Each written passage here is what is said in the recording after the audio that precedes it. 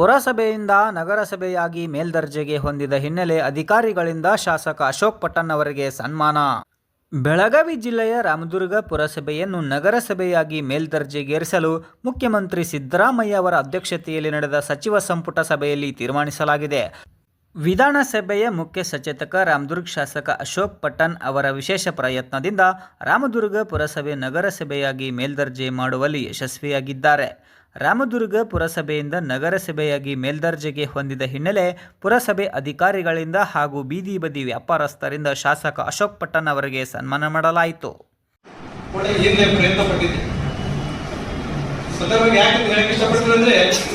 ಎಷ್ಟೊಂದು ವೇಗದ ಗತಿಯಲ್ಲಿ ನಮ್ಮ ರಾಮದುರ್ಗ ಪುರಸಭೆ ನಗರಸಭೆಯಾಗಿತ್ತು ಅಂತ ಹೇಳೋದಕ್ಕೆ ಇಷ್ಟಪಡ್ತಾ ಒಂದೆರಡು ಉದಾಹರಣೆ ಕೊಟ್ಟಕ್ಕೆ ಇಷ್ಟಪಡ್ತೀನಿ. ಸುಮಾರು 2 ಬಾರಿ ನಾನು ಪ್ರಯತ್ನ ಮಾಡಿದ್ದೆ. ಯಾಕಂದ್ರೆ ಒಂದು ಸ್ಥಳೀಯ ಸಂಸ್ಥೆ ಮೇಲ್ದರ್ಜೆಗೆ ಇರಬೇಕಾದ್ರೆ ಸರ್ಕಾರದ ಮಾನದಂಡಗಳು, ಆ ಮಾನದಂಡಗಳನ್ನ ಸುಮಾರು ಒಂದು 3 ರಿಂದ 4 ಹಂತಗಳಲ್ಲಿ ಪರಿಶೀಲನೆ ಮಾಡ್ಕೊಡ್ತೀವಿ. ಈ ಪರಿಶೀಲನೆ ಮಾಡಬೇಕಾದ್ರೆ ಸುಮಾರು ಒಂದು 4 ರಿಂದ 5 ತಿಂಗಳು. ನಾನು ಇವತ್ತು ಕಳಿಸ್ಬಿಟ್ರೆ ನಾಳೆಗೆ ಆಗಲ್ಲ. ಈ ಮಾನದಂಡಗಳನ್ನ ವೆರಿಫಿಕೇಶನ್ ಮಾಡಬೇಕು. ವೆರಿಫಿಕೇಶನ್ ಮಾಡಿ ಅದು 5 ಗುರುತಿಸಬೇಕು. ಆ ಪ್ರಕಾರ ಪ್ರಸ್ತಾವನೆ ನಾವು ಪುರಸಭೆ ಕೊಟ್ಟಾರಿಲ್ಲ ಅಂತ ಚೆಕ್ ಮಾಡಬೇಕು. ಅದಕ್ಕೆ ಸುಮಾರು ಒಂದು 4-5 ದಂಡಗಳಿದಾವೆ. ಅವೆಲ್ಲ ಪರಿಶೀಲನೆ ಮಾಡಿ ಕೊನೆ ಅಂತ ಕ್ಯಾಬಿನೆಟ್ಗೆ ಬಿಡುಗಡೆ. ಈ ಹಂತದಲ್ಲಿ ಹೇಳಕ್ ಇಷ್ಟಪಡೋದೇನಂದ್ರೆ, ಸಾಹೇಬರು ನಮ್ಗೆ ಇನ್ಸ್ಟ್ರಕ್ಷನ್ ಕೊಟ್ಟರು, ಇಲ್ಲ ನನಗೆ ಗೊತ್ತಿಲ್ಲ, ನಮ್ಮ ರಾಮದುರ್ಗ ನಗರಸಭೆ ಆಗಲೇಬೇಕು. ಏನ್ ಮಾಡಿ ಅದಕ್ಕೆ ಏನ್ ಸರ್ಕಾರ ಮಾಡ್ಬೇಕು ಏನದ ಅದನ್ನ ಇಮಿಡಿಯೇಟ್ ನೀವು ಮಾಡ್ಬೇಕು. ಮಾಡಿ ಅಷ್ಟೊತ್ತಿದ್ರು ಸರ್ಕಾರ ಪ್ರಶ್ನೆ ಕೊಡಬೇಕು. ಒಂದ್ಸಲ ಸರ್ಕಾರ ಬಂದ್ರೆ ಅದು ನನ್ನ ಕೆಲಸ. ಸರ್ಕಾರ ಬರೋ ಮಟ್ಟ ನಿಯಮದ ಪ್ರಕಾರ ನೀವು ಪ್ರಪೋಸಲ್ ಕಳಿಸೋದು ನಿಂದು, ಸರ್ಕಾರ ಬಂದಿದ್ದು ನನ್ನ ಕೆಲಸ. ಆಮೇಲೆ ನಾನು ಕೇಳೋದು. ಸುಮಾರು ನನ್ನ ಹಿಂದಿನ ಎಕ್ಸ್ಪೀರಿಯನ್ಸ್ ಹೇಳಿದ ಪ್ರಕಾರ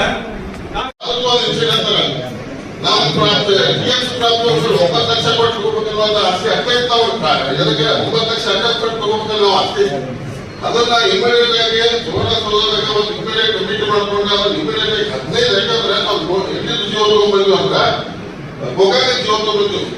ಮೊಗಾಗ ಜೀವ ತಗೊಂಡ್ಬಂದ ನಮ್ಗೆ 15 ಲಕ್ಷಕ್ಕೆ ನಮ್ಗೆ ಡಿವೈಡ್ ಮಾಡಿಕೊಟ್ರು. 15 ಲಕ್ಷಕ್ಕೆ ಎಕರೆ ತಗೊಳ್ಳುವಂತ ಅವಧಿ ಮಾಡಿಬಿಟ್ಟ 6 ಎಕರೆ ಜಾಗ ತಗೊಂಡಿಟ್ಟಿದ್ದೆ ಸರ್. ಅದು 6 ಎಕರೆ ಜಾಗದಾಗ 4 ಎಕರೆ ಕೊಡಲಿ ಸುಮಾರು 20 ವರ್ಷ ಮ್ಯಾಗ ಸರ್. ಯಾರಿಗೂ ಬಲಿ ಕೊಟ್ಟಿಲ್ಲ. ಇವತ್ತಿನ ಅಂಗಡಿಯಿಂದ ಸ್ಥಾಪಿಸಿದ್ರು ಬಲಿ ಕೊಟ್ಟಿದ್ದು ಹೆಂಗೆ ಕೊಟ್ಟಿಲ್ಲ ಸರ್. ಆಶ್ರಯವನ್ನು ಇವತ್ತಿನ ಮಟ್ಟ ಆಗಿರ್ತಾರೆ. 20 ವರ್ಷ ಜಾಗ ತಗೊಳ್ಳೋದು ರೆಡಿ ಆಯ್ತದ. ರಾಯಚೂರಿಗೆ ಸ್ವಲ್ಪ ಬಗ್ಗಟ್ಟು ಬರ್ಬೋದು ಮುಗಿದ ಮಾತಾಡಲ್ಲ. ಅದೊಂದ್ಸಲ ಆ ಮೂಲಕ ಡೆವಲಪ್ಮೆಂಟ್ ಅಂತ ಈಗಂತೂ ಕೆಲಸ ಯಾರು ಪ್ರತಿಯೊಬ್ಬರು ಡೆವಲಪ್ಮೆಂಟ್ ಮಾಡ್ತಾರೆ. ಸ್ಮಶಾನ ಯಾರು ಮಾಡಿಲ್ಲ. ಸ್ಮಶಾನ ಯಾರು ಮಾಡಿಲ್ಲ. ಸ್ಮಶಾನ ಹೋಗಿ ನೋಡ್ರಿ, ಅದಕ್ಕೆ ಕೂತ 2 ಹೊರ ಕಳ್ಸಾಗೋದು. ಆದ್ರೆ ಸ್ಮಶಾನ ಡೆವಲಪ್ಮೆಂಟ್ ಆಗಿ ಸ್ಮಶಾನಕ್ಕೆ ಡೆವಲಪ್ಮೆಂಟ್ ಮಾತಾಡ್ತಾರೆ. ನಾವು ಒಳಗೆ ಸಿಕ್ಕಾಗ 90 ಲಕ್ಷ ರೂಪಾಯಿ ಎಲ್ಲ ಸ್ಮಶಾನಕ್ಕೆ ಅಪ್ರೂವ್ ಮಾಡಿಕೊಟ್ಟಾರೆ. ಅದಕ್ಕೆ ಸಾಹೇಬರಿಗೆ ಏನ್ ಹೇಳಿದ್ರು ಅವ್ರ ಡಿಸ್ಟ್ರಿಕ್ಟ್ ಯಾರು ಇಲ್ಲ. ನಮ್ಮ ರಾಜ್ಯದಾಗ ಆಗ್ತಿ, ನಮ್ಮ ಜಿಲ್ಲೆದಾಗ ಆಗ್ತಿ, ತಾಲೂಕಿನ ಬಗ್ಗೆ ಟಪಾಲ್ ಗೌರವ ಹೊಂದಿಸಿ ಆ ಮೂಲಕ ಡೆವಲಪ್ಮೆಂಟ್ ಡಿಸ್ಟ್ರಿಕ್ಟ್ ಕರ್ಕೊಂಡ ನನಗೆ ಮಾತಾಡಕ್ಕೆ ಅವಕಾಶ ಮಾಡಿಕೊಟ್ಟ.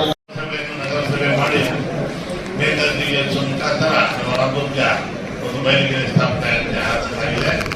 ನಾವು ಮೇಲ್ದರ್ಜೆಗೆ ನೋಡಿದಾಗ ತಾವೆಲ್ಲ ಮುನ್ಸಿಪಾಲಿಟಿ ಮೆಂಬರ್ಸ್ಗಳು ತಾವು ವಾರ್ಡ್ ಒಳಗೆ ಕರೆಕ್ಟಾಗಿ ಕೆಲಸ ಮಾಡಿಕೊಂಡು ಶಿವಣ್ಣವರಿಗೆ ಕಸ ಯಾರು ಬರ್ತಾರೆ ಕಸ ಟೈಮ್ ಕರೆಕ್ಟಾಗಿ ಇದು ಮಾಡ್ತಾರೆ. ರಾಮದುರ್ಗ ಕಸದಿಂದಾನೆ ಅರ್ಧ ಪ್ರಾಬ್ಲಮ್. ಬೆಂಗಳೂರಿನಲ್ಲಿ ಕೂಡ ನಾವು ಭಾಳ ದೊಡ್ಡ ಫೇಸ್ ಹೋಗ್ತಾ ಇದೆ ಕಸದ್ದು. ರಾಜಶಾಲೆ ಬೆಂಗಳೂರು ದೊಡ್ಡ ಮಾಡ್ತಾ ಇದ್ದೀವಿ.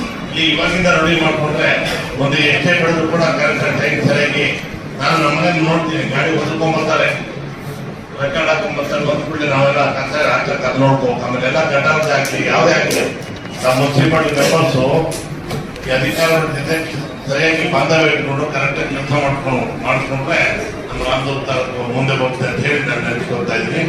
ಮತ್ತೆ ಈಗಾಗಲೇ 20 ಕೋಟಿ ತಂದು ಈಗೆಲ್ಲ ಕೆಲಸಗಳೆಲ್ಲ ಸ್ಟಾರ್ಟ್ ಆಗಿದೆ. ಎಲ್ಲ ಸ್ಟಾರ್ಟ್ ಆಗಿದೆ. ಇನ್ನೇ ಕೆಲವು ನೀವು ಅಧಿಕಾರಿಗಳು ಹೇಳಿ ತೀರ್ಮಾನ ಹೇಳ್ಬೇಕಲ್ಲ, ನೀವು ಟೆಂಡರ್ ಕರೆದು ಕೆಲಸ ಇರ್ತಾರೆ. ಅದಕ್ಕೆ ಅವರೆಲ್ಲ ಕೆಲವು ವಾರ್ಡ್ ಮೆಂಬರ್ಸು ನಮ್ಮ ವಾರ್ಡ್ನಾಗ ಕೆಲಸ ಆಗಿಲ್ಲ ಅಂತ ಅದೇ ನೋಡಿ ಯಾವ್ಯಾವ ವಾರ್ಡ್ನಾಗ ಏನು ಕೆಲಸ ಆಗಬೇಕು ಮತ್ತೆ ಮುಂದೆ ಮತ್ತೆ ಇನ್ನೊಂದು 10 ಕೋಟಿ ತೊಗೊಂಬರ್ತೀನಿ. ಆದಷ್ಟು ರಾಮದುರ್ಗ ಸ್ವಲ್ಪ ಚೆನ್ನಾಗಿ ನೋಡೋಕೆ ಬರೋದು ಚೆನ್ನಾಗಿ ಮಾಡ್ಕೊಂಡು ಆಮೇಲೆ ಹ್ಯಾಪಿ. ಇದನ್ನ ಬೀದಿ ದೀಪ ಹಾಕಿದೀವಲ್ಲ ನಡುಕ್ಕೆ ಡಿವೈಡರ್ ಇದೆಯಲ್ಲ, ನನ್ನ ಲಾಸ್ಟ್ ಭಾಳ ದಿನ ಆಯ್ತು. ಡಿವೈಡರ್ ಸ್ವಲ್ಪ ಕ್ಲೀನ್ ಮಾಡಿಸಿ ಮತ್ತೆ ಕ್ಲೀನ್ ಮಾಡಿಸುವಂತ ಯೋಜನೆ ಮಾಡ್ತಿದ್ದ. ಆಮೇಲೆ ನಾನು ಮೊನ್ನೆ ಮಸ್ಕತ್ಗೆ ಹೋದಾಗ ಆ ಕಂಪನಿಗೆ ಒಂದು ಸಣ್ಣದ ಕಮಲ ಥರ ಮಾಡಿ ಬಹಳ ಒಳ್ಳೆ ಥರ ಡಿಸೈನ್ ಮಾಡಿದ್ದಾರೆ. ಅದು ಕೂಡ ನಾನು ಡಿಸೈನ್ ಮಾಡಿಸ್ತೀವಿ. ಬಹಳ ಚೆನ್ನಾಗಿದೆ. ಮಸ್ಕತ್ಗೆ ಹೋದಾಗ ನೋಡ್ಕೊಂಡು ಬಂದೆ, ಬಹಳ ಚೆನ್ನಾಗಿ ಬಂದಿದೆ. ಸೇಮ್ ಅಂತ ಕಂಪನಿ ಗಿಡಕ್ಕೆ ಒಂದು ಐಟ್ ಐತಲ್ಲ, ಅದ್ರ ಬಂದಾಗ ಇನ್ನೊಂದು ಒಂದು ಆ್ಯಂಗಲ್ ಮಾಡಿ ಹಾಕಿದ್ದಾರೆ. ಬಹಳ ಚೆನ್ನಾಗಿ ಕಾಣ್ತದೆ. ಎಲ್ಲ ಇದ್ರದ್ದು ನಾವು ಒಳ್ಳೆ ಡಿಸೈನ್ ಮಾಡಿ ಅವಾಗ ಬಹಳ ಚೆನ್ನಾಗಿ ಕಾಣ್ತಾ ಇದ್ದು. ಅದು ಕೂಡ ಫೋಟೋಗಳಿದ್ದು. ಮತ್ತೆ ನಾವು ಎಲ್ಲೇ ಹೋದ್ರು ಕೂಡ ರಾತ್ರಿ ಏನ್ ಮಾಡಿಸ್ಬೇಕಪ್ಪ ಫೋಟೋ ಇಟ್ಕೊಂಡ್ಬಿಡ್ತೀವಿ. ಫೋಟೋ ಇಟ್ಕೊಂಡು ಒಂದು ಅವೇರ್ನೆಸ್ ಇರಬೇಕು, ಒಂದು ವಿಜಯ ಇರ್ಬೇಕಲ್ಲಪ್ಪ, ಹೆಂಗ್ ಮಾಡ್ಕೊಂಡು ಅಂತೇಳಿ ಅದಕ್ಕೆ ಆ ಥರ ಇಟ್ಕೊಂಡು ನಾವು ಬೇಕಾದಷ್ಟು ಮಾಡ್ಕೊಂಡ್ಬಿಡ್ತೀವಿ. ಮತ್ತೆ ಇದ್ರ ಮುಂದೆ ಈ ಬಿಲ್ಡಿಂಗ್ ಕೂಡ ಹೊಸ ಒಂದು ಬಿಲ್ಡಿಂಗ್ ಕಟ್ಕೊಂಡು ಯೋಚನೆ ಮಾಡ್ತೀವಿ. ಆದರೆ ಇದು ಬಹಳ ಹಳೆ ಕಾಲದಿಂದ ಮೂರ್ತಿಗೋಸ್ಕರ ಇಲ್ಲಿ ಕೆಲಸಿಲ್ಲ. ಇಲ್ಲಾಂದ್ರೆ ಇದನ್ನ ತರಲು ಬೇರೆ ಮಾಡ್ಬೇಕು ಅಂತ ಇದ್ವಿ. ಆದ್ರೆ ಹಳೆ ಬಿಲ್ಡಿಂಗು ಬಹಳ ಕಾಲದಿಂದ ಇದೆ, ಅದು ನೋಡ್ಕೊಂಡು ಅಂತ ಹೇಳಿ ಒಂದು ನಾನು ಇದು ಮಾಡಿದ್ವಿ. ಏನಪ್ಪ ಇದ್ದಾರೆ ಅವ್ರ ಮನೆ ಕೆಲಸ ಮನೆ ಕೇಳಿದ್ರು. ಮನೆ ಬಹಳ ತೊಂದರೆ ಇದೆ ಅಂತ ಅನಿಸ್ತದೆ. ಮನೆ ಮಾಡ್ತಾರೆ, ಮನೆಗಳೇ ಉಂಟ, ಮನೆ ಕೊಟ್ಟಿಲ್ಲ ಸರ್, ಮನೆ ಕೊಟ್ಟಿಲ್ಲ. ಹೌದಪ್ಪ ಕರೆಕ್ಟ್ ಅದಾಯ್ತು.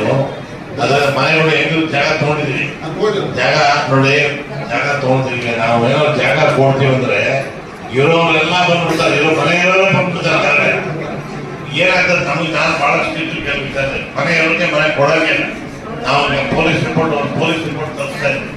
ಯಾರು ಅರ್ಜಿ ಕೊಟ್ಟಿದ್ದೇವೆ, ಯಾರು ಮುನ್ಸಿಪಾಲಿಟಿ ಬೇಕಾದ್ರೆ ಅರ್ಜಿ ಕೊಟ್ಟಿದ್ದಾರೆ ಅಂತೆಲ್ಲ ಸ್ಕ್ರೂಟಿನಿ ಮಾಡಿ ಪ್ರಾಮಾಣಿಕವಾಗಿ ಯಾರ ಮನೆಯಿಂದ ಅವ್ರಿಗೆ ಮಾತ್ರ ಕೊಡೋದು. ಆ ಪಕ್ಷ ಈ ಪಕ್ಷ ಅಂತ ಏನಿಲ್ಲ, ಬಡವರೇ ಜವಾಬ್ದಾರಿ ನಮ್ಮದು. ಅದರಿಂದ ಯಾರ ಮನೆ ಇಲ್ಲೋ ಕರೆಕ್ಟ್ ಐಡೆಂಟಿಫಿಕೇಶನ್ ಮಾಡಿ. ಪುರಸಭೆಯಿಂದ ನಗರಸಭೆಗೆ ಆಗಿದೆ, ಇದರಿಂದ ಸಾರ್ವಜನಿಕವಾಗಿ ಲಾಭ ಏನಿದೆ? ಲಾಭ ಏನಂದ್ರೆ ನಗರಸಭೆಯಲ್ಲಿ ಸಿಕ್ಕಾಪಟ್ಟೆ ಗ್ರಾಂಟ್ ಜಾಸ್ತಿ ಬರುತ್ತೆ, ಅಭಿವೃದ್ಧಿ ಜಾಸ್ತಿ ಮಾಡೋದು, ರಸ್ತೆಗಳಾಗಲಿ ಗಟಾರಗಳಾಗಲಿ ಎಲ್ಲ ರೀತಿಯೂ ಎಲ್ಲ ಅಭಿವೃದ್ಧಿ ಮಾಡಿ ಹೊಸ ಮಾಡರ್ನೈಸ್ ಮಾಡ್ಬೋದು.